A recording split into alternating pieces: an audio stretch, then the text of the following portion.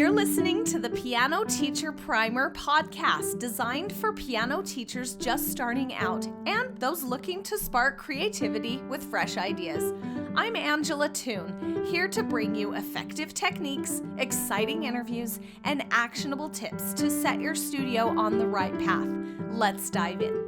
Okay, we are about to get into the interview with Susan Staples Bell. She's energetic, she's creative, you're going to love it. I wanted to mention, because we forgot to mention it while we were recording, that she is offering a 20% discount on her entire website for my listeners. So you'll use the code SAVE20, and that code is also in the show notes. Second thing I need to let you know, I will be doing only one more group teacher training program. It's called Piano Teacher Primer Live.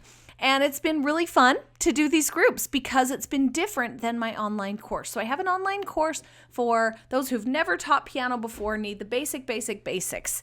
And it's been really interesting as I've been doing these live groups, some of the different questions that have come up. Some of the teachers that are already teaching, of course, have different questions than those who haven't started yet.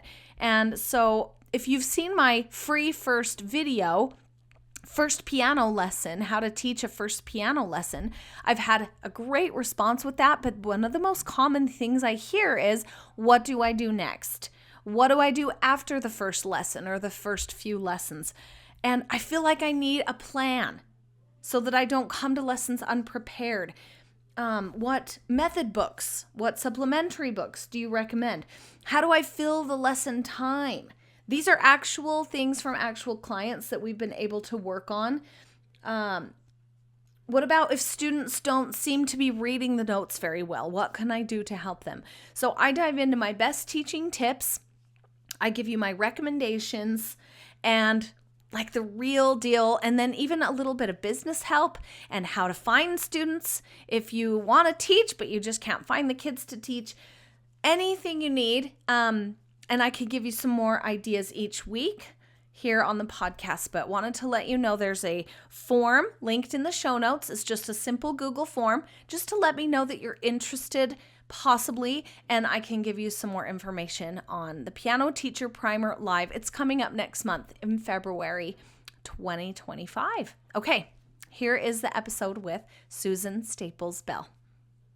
Welcome to the Piano Teacher Primer podcast. I'm so thrilled to have Susan Staples Bell with me, and thank you so much. You're joining us from San Antonio, Texas area. And a little warmer there. Sunny here today, though. Yeah. It's kind of chilly, actually. It's in the 40s, and as I have a long sleeve shirt. Chilly. We probably got the same weather today. That's funny. So I met Susan at the Utah Music Teacher Conference, and she has some amazing resources and tips and information about improvising, composing, activities we can do with our students. So if you're like me and this is an area you feel a little bit less strong with, then you're going to love this episode. So as we do on the Piano Teacher Primer podcast, I like to hear the origin stories. So would you tell us, Susan, just how you got started teaching and then kind of your journey? Yeah, thanks for asking. Thanks for having me on the show. I started piano as a 6-year-old. My parents decided that's one of the activities all little girls ought to know how to do. I rode horses. I was in Girl Scouts. I took ballet lessons and piano lessons. So I started piano and I just kind of loved it. It was real easy for me. I got to middle school and I got in a band and I just loved everything music. So then I went to college for music education, actually to be a band director, and music education degree. And then I'd been dabbling in composing and arranging already through middle school and high school. I had some jazz lessons and that kind of really opened my eyes. And so I after my music ed degree, I went on and got a music composition degree and thought, oh, I just love this, but I got to eat. So I got out of college and I was a band director in a middle school for 3 years. Brave soul. I know, it was crazy. And when they hired me, they had fired 2 people. So they said, oh, you play the piano, you can be the choir director. And oh, you play clarinet, so you're going to be the second band director and you're going to teach the clarinets at the high school. And you're going to, oh, you play jazz, you're going to be the jazz band director after school on Fridays. So I didn't sleep for 3 years. I did all these things. And thank goodness my husband, by this point we had married, he was in the Navy, and the Navy says, time to move. And I'm like, yay! But wow, what a great experience because you have to just do everything. And so anyway, we lived all over the world, and everywhere we lived needed a different skill. So I've always been a piano teacher because that's my passion. So, but there's always piano students all over the world. We moved to Japan, and we were on Yokota Air Force Air Station Air Base, and I had 10 students before I even arrived because my husband went first, and they said, "What does your wife do?" "Oh, she teaches piano." Sign me up. So yeah, I taught piano, and then I was the chapel choir director. Anyway, I've done a lot of different things over the years in lots of different places, but I always love piano and piano students. And my goal is to just make students curious and love music and just be lifelong music lovers. And that's kind of what drives me in everything I do. Yes, exactly. Oh my goodness. So when did you start like your website and putting Yeah. out for the So world? so I've been writing all those years, and I used to and I'm old, Oh, in right? your spare So time.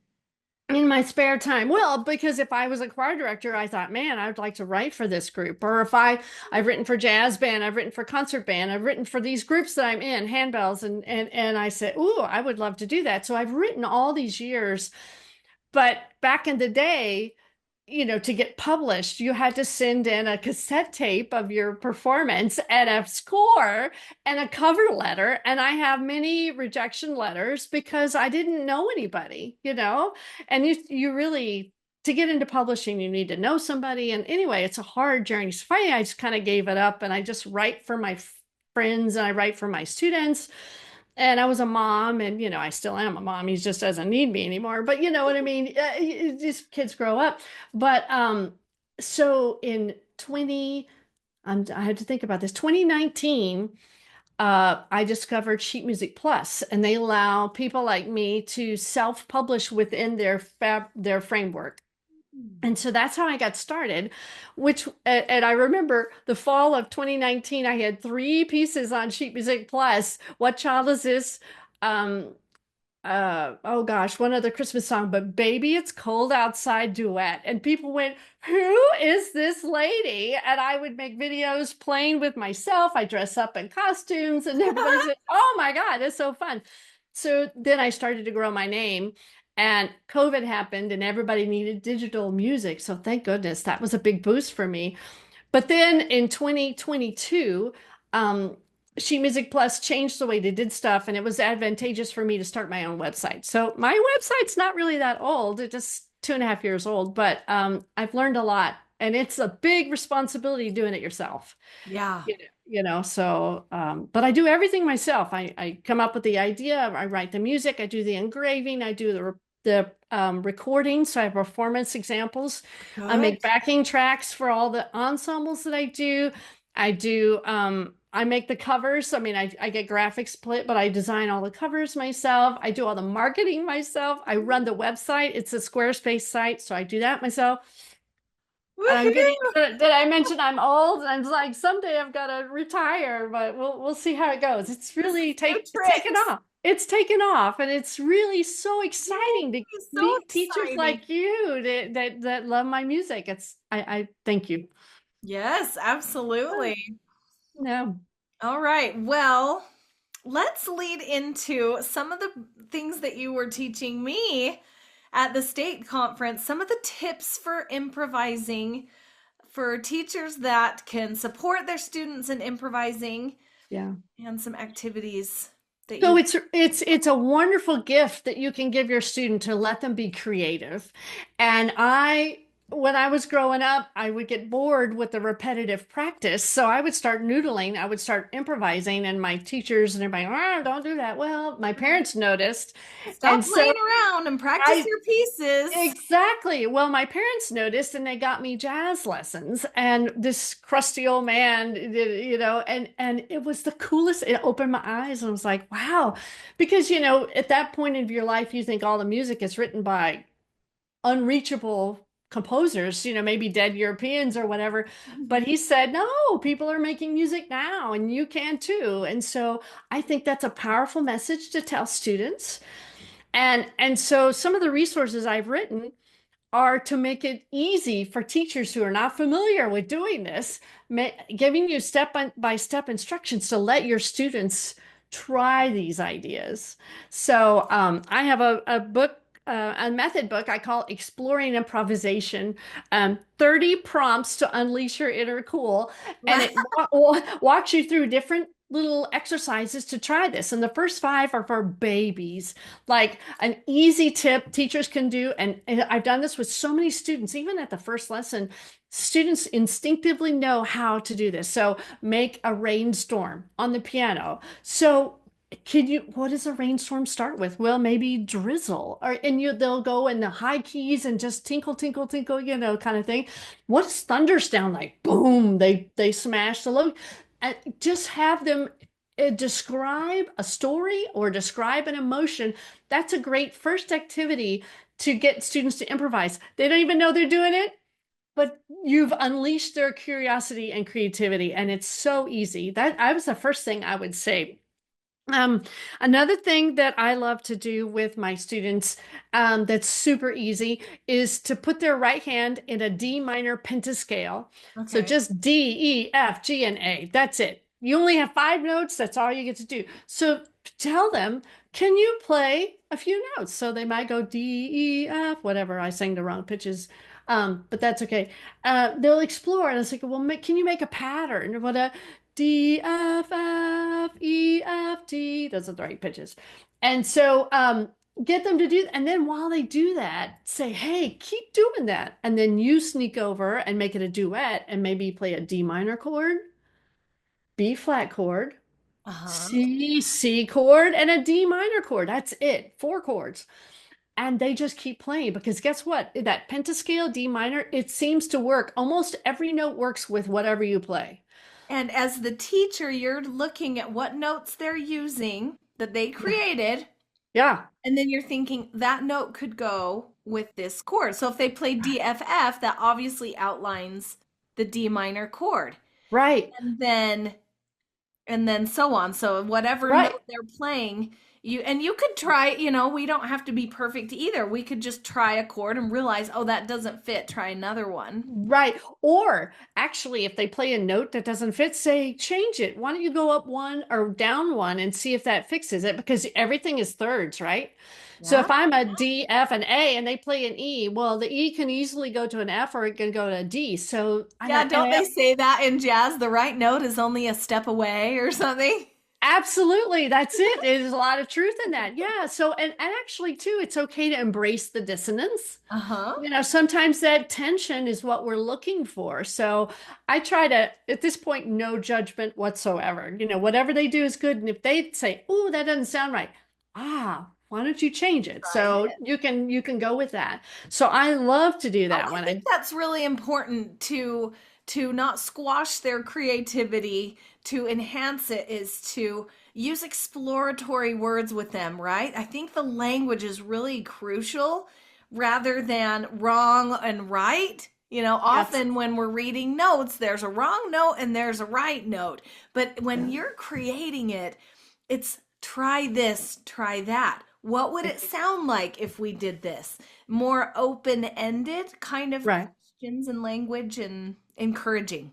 Yeah, absolutely. And as teachers, it's important too that, so for instance, if we're getting ready for a recital, if we're getting ready for a festival, a judged event, this is a time when we follow the music exactly the best we can with the right notes, the right rhythms, and the musical expression that makes it sound beautiful, whatever. But I think you can tell students that, there's like a salad buffet. There's times when we have to be like that, but there's also times when we can be creative. Oh, And that's all of good. those things work together, right? Where it's all music.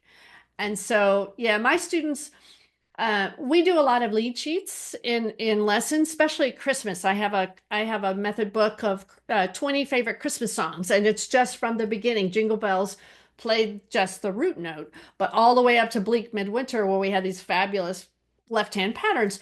So we've been doing that for the last 6 weeks. And so they're used to being more creative. I forgot where I was going with that, except that Yeah, they, but I love that we're separating the two, yeah, and different life situations require each. You know, if you're exactly. asked to accompany a choir, you're going to need to play the notes exactly so that their parts fit your part.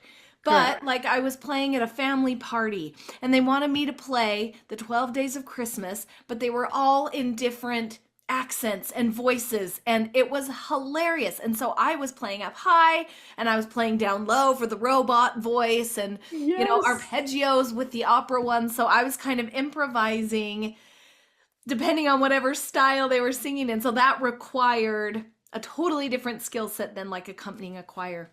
Absolutely. Yeah. And how fun is that? I It love was that so idea. I know, Yeah, it was that is so hilarious. fun. Yeah.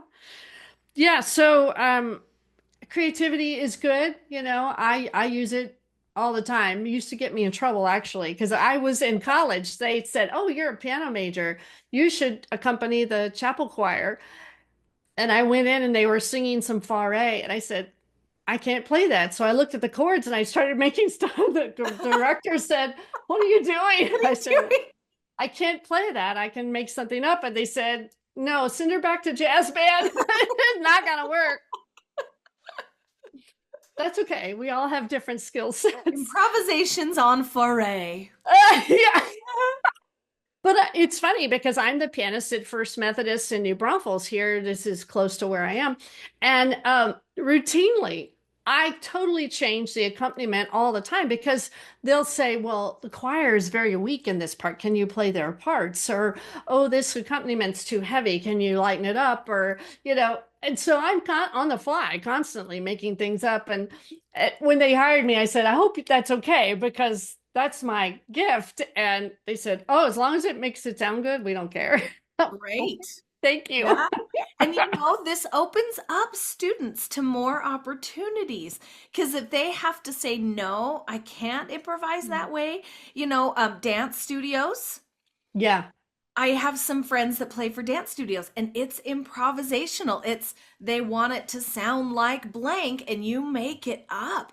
And if you have those skills, if we can give our students these skills, we are yeah. giving them some extra ways to make income as a pianist as well. That's a really good point. I just had somebody ask me to if I had a student that could come to their house and play Christmas carols for 3 hours. Ooh, I said, no, I would absolutely do that. I would too, but it's not a day that I'm in town. But uh, yeah, but this is a good skill. That's exactly why I've been trying to get my students to do as many Christmas lead sheets as I can, because if you can do it with one, you can take anyone and say, hey, I'm going to use that pattern I used before. Then you can embellish. And then what about a vamp to kind of fill in some time and then improvise a little bit more, and then jump into another Christmas song. So absolutely, it's a good skill that students can use in lots of different ways. yeah, and for listeners, we are recording this right before Christmas, so it'll air after Christmas, but Oh, if we sorry. talk about Christmas a lot, that's why we are Yeah, deep into the most wonderful time of the year right now. I got a lot to absolutely. wrap. Oh my. Anyway, so give us some more tips that teachers can use. Give us some more hands-on things. Well, I thought of another thing. In our theory lessons, we're learning about chord progressions. And actually, I'm working on a new method book exploring progressions through lead sheets and improvisation. And so the first section is going to be what I call basics, because you talked earlier about scales and chords. You have to know all your scales. I cover the major scales, all three minor scales, and then the modes, because that's a really cool thing to Oh, know. I'm weak on the modes. I learned them in college and haven't used them much since. I like the Oh, sound of them. yes, I love them. absolutely. It is really interesting. I love that sound, like Scarborough Fair has Yeah. Dorian. I love Dorian. I love Mixolydian because that's just a major scale with a flat seven. Yeah. So If that you're has a real contemporary kind of sound. Mhm. But yeah, so I think an easy tip that a teacher can do is pick a chord progression. You can even start with 1 4 5, or 1 4 2 5, whatever. Pick a chord progression and then figure out what those chords are And then maybe put those chords in the left hand and maybe ask them to make a melody to go with that. And always just start in blocked chords to make it easy to start with, And then once they kind of get the hang of that, you can say, wow, what about a broken chord? C, E, G, whatever.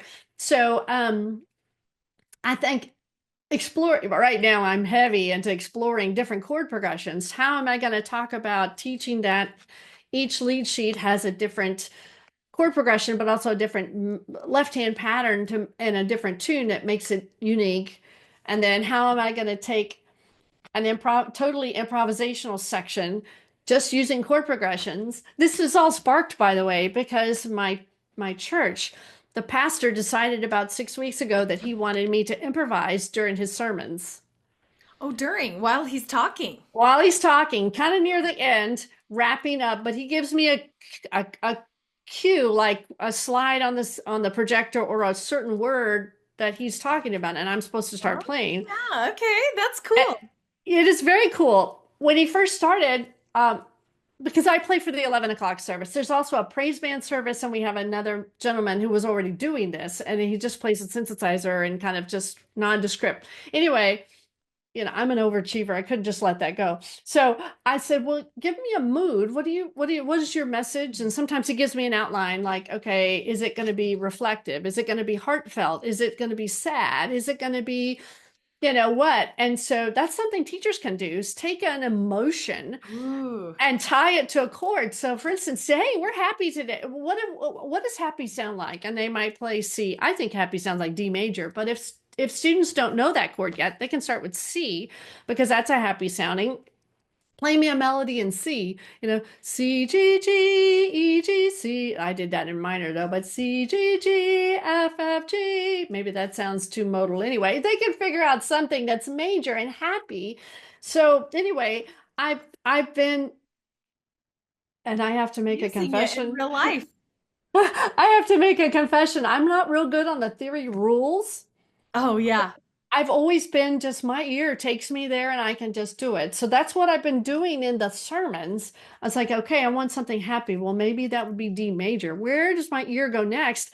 And then after the fact, I try to write down what I did, just the chords. And now I'm building this book, this section around different chord progressions, how they sound. I mean, there are already some that are, as I've done research, like the Spanish one, A minor, G, F, E Oh, yeah. major. There's already some standard popular chord progressions, and I'm going to make a chart at the end that says, "Ooh, here's a like a cheat sheet. Here's a bunch of them." I love it. But but my thing is, what is a teacher or a student going to do with this chord progression? And so I'm going to give them some examples of try this here, and Mm. then embellish here, or just step by step, starting pretty easy. And this mood, whatever. I don't know. I'm still working on it, but I think it's really interesting, just to hear the different sounds, how they work together, and what you can do with that to make it your own. Yes. So good. Okay. So good. Making it your own. Yeah. And then I seem to remember you were talking about something that you can do in a group. Can you talk about that really quick? There was something you Yeah. mentioned at a conference that had different parts for different kids, and you can sight read it and throw it together. Yes, yes. Thanks for asking. That's not really improvisation, but That's true. it's a flexible ensemble. If you're teaching group lessons, I have a resource called At the Gym, and it's 10 different songs, different exercises. That's why it's called At the Gym exercise. Each Uh-huh. one has one of them is Tai Chi, and one is, I don't remember, stretching, that sort of stuff. But Oh, each exercise has 5 parts that you can put together. So part one is the melody, like C, C, C, C, D, D, D, whatever goes on. And then part two are chords that go with that. So C okay. major, D minor, E minor, whatever, they fit the melody. Part three, oh, and by the way, these are all for one hand at a time. So it's super fast sight reading. Kids can do it. Part three is left hand, it's the bass line. Mm-hmm.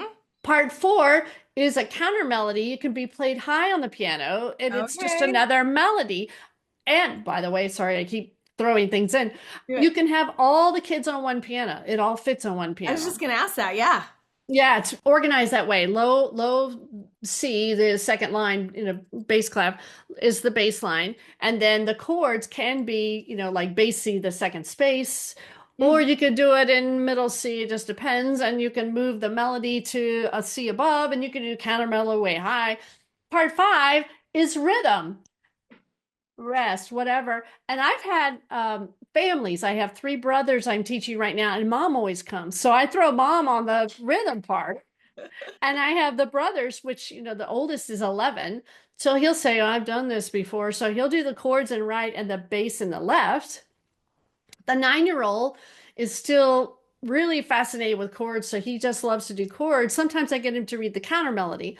And then the youngest, with 7, he can only handle part one, which is, C, C, C, because he's still learning to read, yeah, those five finger notes, C, D, E, F, G. But the first time they came to me, I've only had them about 4 months now. Um, I asked them, have you ever played together? They said, what do you mean play Put it together? together. And so I have 3 pianos. I have a studio upright, acoustic, and then I have 2 keyboards. And so I just say, pick an instrument and sit down, and I have the music. And so we use it as sight reading, but we also use it as play together with a steady beat. Listen, who has the melody? Ah, they should be louder than the rest of you instead of C, G, C, G. That's a little bit loud on the bass line there, So they love playing together.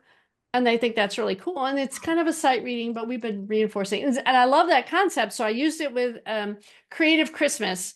It has 6 Christmas carols, same concept, melody, chords, bass line, counter melody. Those actually have Group backing tracks. group Christmas class. I gotta remember Yes. that. Yeah, yeah. So, And and have I, it all laid out so it's all ready to go. And the learning packed into that, like you're saying, the rhythm and the voicing, they have to listen to each other. And yep, then the sight reading that they can just whip it out like that. How absolutely. fun! That sounds Yeah. fun. And at the gym, there's 10 of them, but I think 4 of them are C major, penta. 4 of them are C minor penta, some in 4/4, some in 3/4. So you get all of his stuff, and it has dynamics. It has octave higher, octave lower. Down, it's a Yeah, whole song in yeah. there. The last 2 get a little harder, like minor, and the very last one introduces crossing over like a scale. It's a descending C, B flat, A flat, G, F, crossover E flat, D, C. Mhm. So that's a little harder for some of the littles, but just pick some of the other ones Oh, and mix that's and so match. Yeah. fun. Hey. You want to say anything about composing? Do you help your students compose their own pieces? Yeah, I really should. I don't really. I encourage them to be, well, I guess nobody's that interested right now. Lead sheets, a little bit of a leap. So we've been working on those for the Yeah. last 2 years, getting the use of this idea. Um, some kids just say, I don't know where to start. And so that's why that lead sheets were a good place to start. And when I'm composing, I think it's really important to have a theme or a topic that Mhm. helps me. I did a collection called Galactic Adventures. And Fun. oh man, it's really popular. And so everything is a space theme. And so that helps me, well, describe. Here I go back to describing emotions because I'm really big on that. I love John Williams in the movies, Star Wars and all that stuff. You know exactly when you're watching what you're supposed to be feeling because that music is describing emotion. I grew up watching those. And so that really influenced me as a composer, arranger, Mm. pianist, teacher, whatever. Music should be expressive. Don't ask me to play Bach because it's very technical. I mean, it's lots of notes, and I'm not good at that. I mean, I can do it, I can practice, and I understand, but I think music should sing. I think it should be expressive. And how do you make that sound come out? And Yeah. so, anyway, composing fits into that. I mean, let's describe an emotion. That's why I started with an easy tip. Start with something happy or start with something sad. Introduce a D Or something minor. in their world, like you said, with the rain. What are some other ones? The rain is so good because that would ignite immediately some Yeah. creativity and some ideas. What are some other ones that you find are really good? Well, in the book, I did one called A Car Ride. And Okay. so the focus on that was rhythm. And it doesn't matter what note you play, but you're basically reading them a story and having them react to what you're Okay. saying. So hey, we're in the car going to school. Oh, look, they stopped us for the traffic guard, the crossing guard. What do we do? Well, we're just going to play a note and hold it. Oh, she says, come on now, so we can walk a little slower. Oh, let's get on the highway because we're in a hurry. Du-du-du-du-du-du-du-du. So you're So, telling the story and the student is doing this and playing and figuring yeah, the next yeah. part of the story sounds like. Okay, keep going. Yeah, well, it was that sort of thing where we're Yeah. just all the focus is the rhythm. And so just tell the story and let them react. And so that's another way, oh, I can make this. This makes sense. So I think I've done about five of those.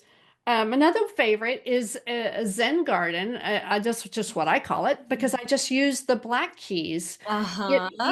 D flat, E flat, G flat, A flat, B flat. If you just use those, and a lot of the method books will start with just the black keys, right? Because it promotes hand position. It's less to worry about, and we won't miss the keys They're as kind much, of whatever. sticking up so they're easy to find. Yes. Exactly. But have them make a melody on just the black keys. That's a super easy way to start as well. And if you add a low G flat at the bottom and hold the pedal, but go slow.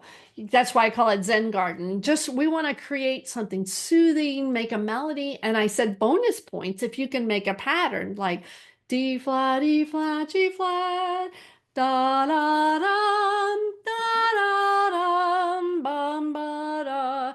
What did you just do? Can you do it again? Pattern. Our ears love patterns. And if you just, a lot of kids will sit down and go, And just it's random plunk plunk. random. Well, that the ear doesn't like that. So Mm, right away, when you're creating, say, give them a that's mood, good. give them an idea. Zen. If they don't know what Zen is, maybe what's something that's soothing. I don't know, a lullaby. Give them something that they understand and that only use, those black keys. And if five is too many, just use three. Mm-hmm.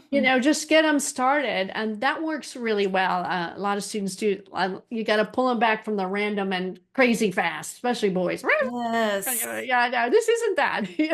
Yes, and that gives them, so yeah, when they play something that you like, yeah, I like that. Can you do it again?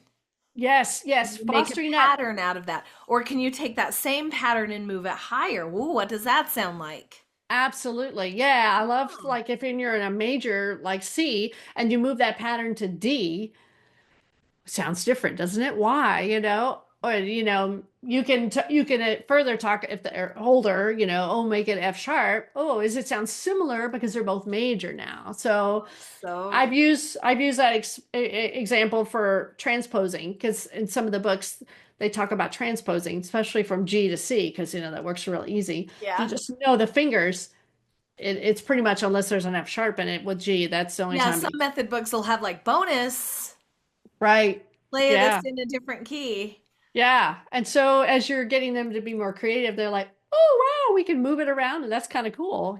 So Yeah. they enjoy that. Some of my kids used to do that. Yeah. They were younger and it was like, wow. And then, oh, it sounds different here. I've got some students too. Yeah, I have some students, and I used to participate in the public school. They have the reflections Yeah. program. And Yeah. so they have the theme, so that can give them some kind of a framework. And Yep. I will kind of help them a little bit, like you're describing. Like I'll Hmm. say, oh, it's kind of short. I wonder if we can expand it a little bit. And I maybe the reflections PTA people will come after me. But I do kind of say in the beginning of the fall, I'm like, hey, if any students want to participate, I'm happy to help. And it's so much easier now. I remember having to record a CD or a tape, Hmm. and now you Hmm. just record it on your phone and upload it. It's so Yep. easy and it's so fun. And so I've even had students play their own compositions at recitals, and it's so fun for them to own that and be like, I made up my own piece. And or if they make up something in the lesson, I'll be like, save that for your next reflections piece. That sounds really cool. Yeah.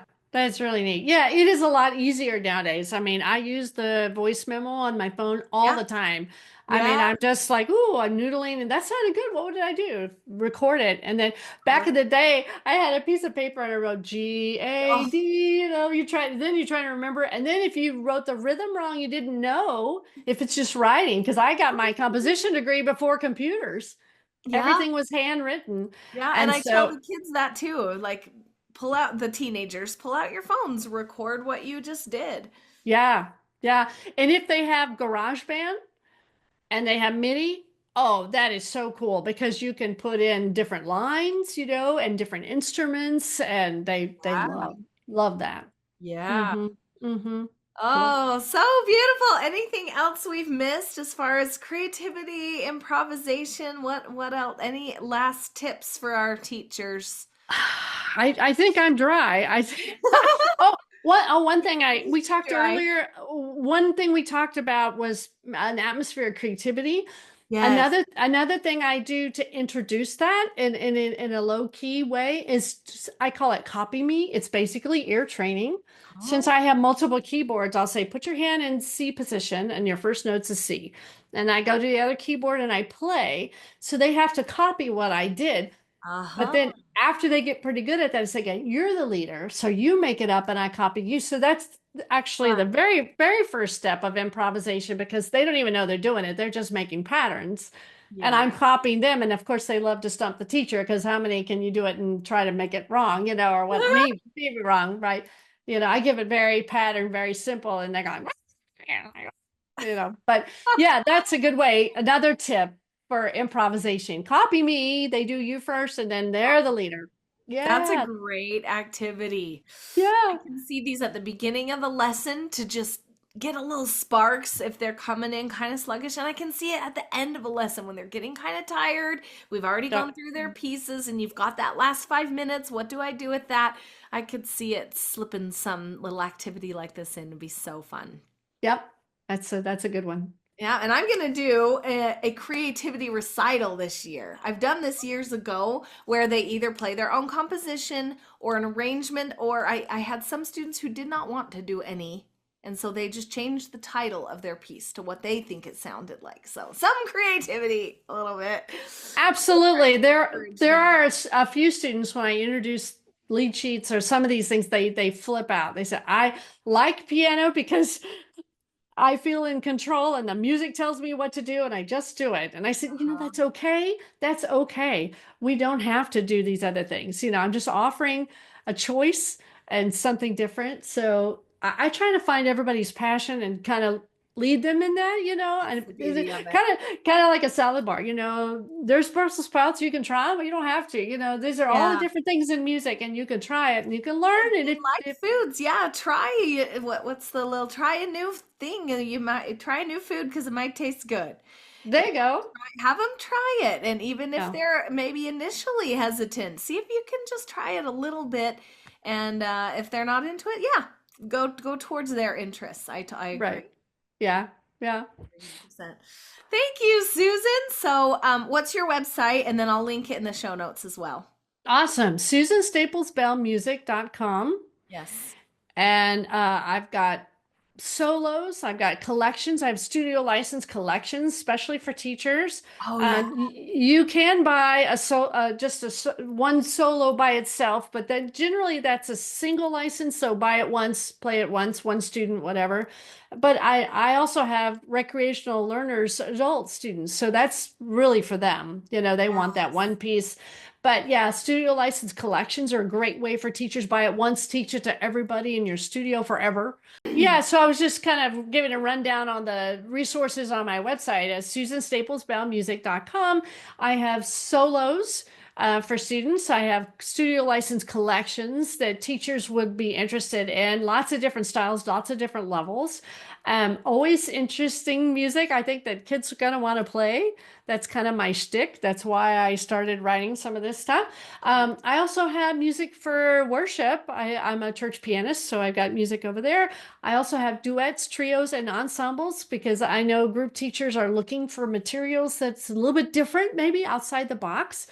So I've got that. And method books. Now, my biggest sellers are my method books. I have an easy lead sheet book. I have a Christmas lead sheet book, exploring improvisation, and now I'm going to have a new improvisation, exploring chord progressions. But that's really for more teens and students who have been playing at least 2 years, that they know a lot of different things. Actually, I'm hoping that church So pianists exciting. might be interested, because there's a lot of things that they're asked to do and they're not real sure how to do it. So Oh, I love it so much. anyway, Thank thanks. you. Thank Thank you, you. Susan, for Thank you. sharing your morning with me, and grateful that we could squeeze this in before Christmas.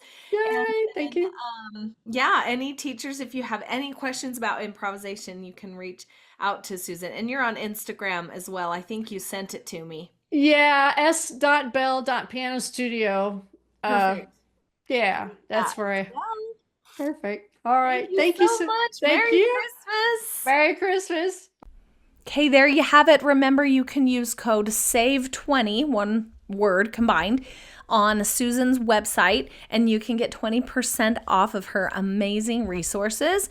And I'm sure she would be happy to answer any extra questions that you have on her email, which is also linked in the show notes and description.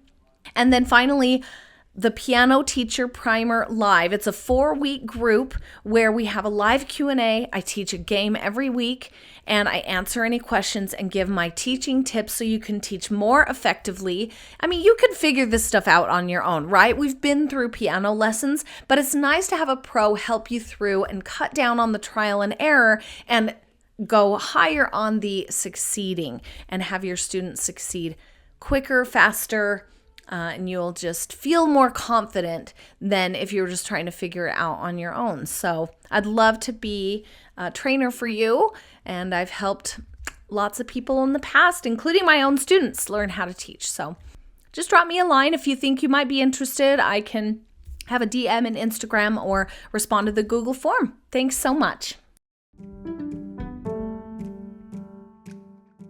Thanks for tuning in to this episode. Let's keep the conversation going. Connect with me on Instagram at AngelaTune_ and explore more resources at angelatune.com, where you'll find courses, communities, and connection. Please help us help more piano teachers by leaving a rating and a review. Thanks in advance, and keep changing the world one student at a time.